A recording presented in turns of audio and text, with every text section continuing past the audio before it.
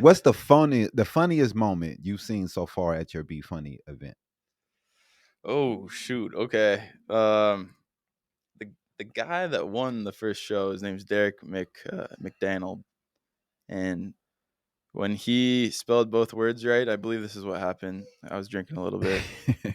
He like took off his shirt and just like was throwing his boobs around. There's more chances of you saying something that doesn't align with somebody's uh humor, Right. and so that might tick them off so much that they feel the need to write something to somebody, and Try to get you then canceled. that's your last Tabari podcast.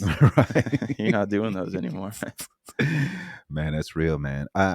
It's to me, I guess because I came up in the '90s, man, and I feel like those that was like the golden age of Hmm. comedy, man. And I felt like every year there was a new comedy movie, a new Jim Carrey movie coming out, Hmm. a new movie from Eddie Murphy that Yeah. was dropping. You know what I'm saying? Dave Chappelle dropping DBC movies. You know what I mean? Hmm. Like it was everywhere, bro.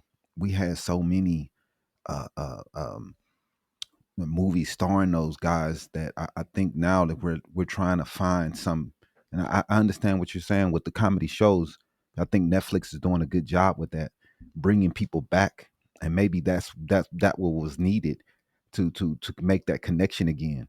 I'm just like off the top of my head, I'm like, who are the number one guys right now? Who's putting butts in seats in movies? What Kevin Hart? Yeah, Kevin Hart's Yeah, almost probably close to number yeah. one. I would call him number one comedian right now. When it comes to that, that medium. So you've performed stand up across different venues. How does hosting an interactive like event compare to traditional stand up?